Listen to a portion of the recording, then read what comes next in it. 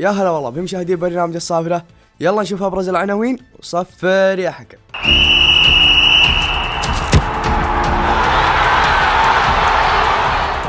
ما في ابرز عناوين، كلها عن النصر والهلال.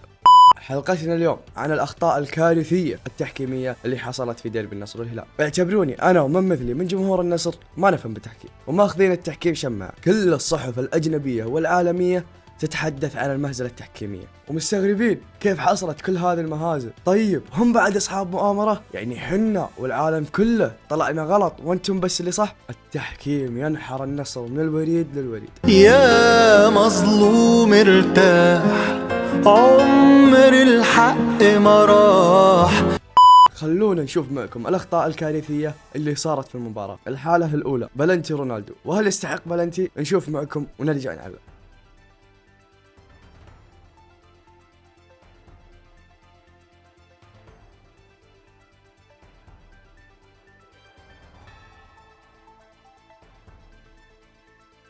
شفت بعينكم الحارس عطل رونالدو من هجمه وسقط عليه. يعني لو ياسين بونو مسك الكوره كان صح ما فيها شيء، لكن لا مسك الكوره ولا خلى رونالدو يكمل الهجمه وسقط عليه، فهذه واضحه عليه كرت احمر لياسين بونو.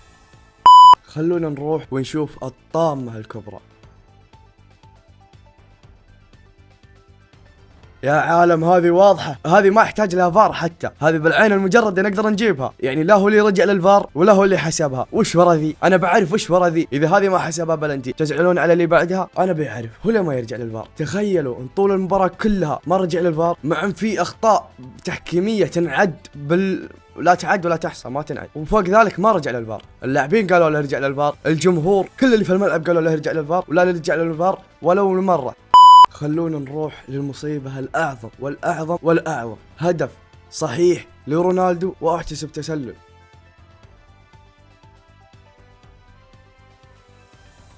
أبك شوفوا يا جماعة، دورينا متابع عالميا. حرام والله المهازل اللي تصير تحكيميا ذي. هدف واضح 100%، واضح وضوح الشمس، ولا حتى فيه شبهة تسلل.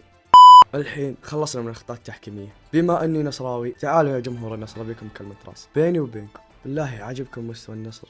أول شيء العقيدي مسك كرة أكثر من رونالدو، هذا يدل على أن النصر متراجع طول المباراة، ما فيه بناء أو صناعة هجمة صحيح، وان صارت الكرات مقطوعة. نرجع العقيدي هذا ما حطه في حواري، كيف تخليه حارس في الفريق الأول في نادي عالمي زي النصر؟ يا كثر ما جاب العيد في المباراة هذه خصوصا. يا رب عجل في عودة سبينة. وتيلس لاعب عائد من إصابة، ما تجهز باقي تدخله وتخسرنا تغيير. ولاعبين النصر كلهم على راسهم رونالدو ما قدموا أي مستوى، وبالعكس شفنا عليهم التوتر الواضح. والمدرب تغييراته فاشلة وخططه فاشلة. ومن وجهة نظري أكثر واحد قدم في المباراة أيمن يحيى، الباقين كان مستواهم أقل من العادي. وهنا وصلنا لنهاية حلقتنا، أتمنى أنها عجبتكم، ولا تنسون الاشتراك، ونراكم في حلقة أخرى.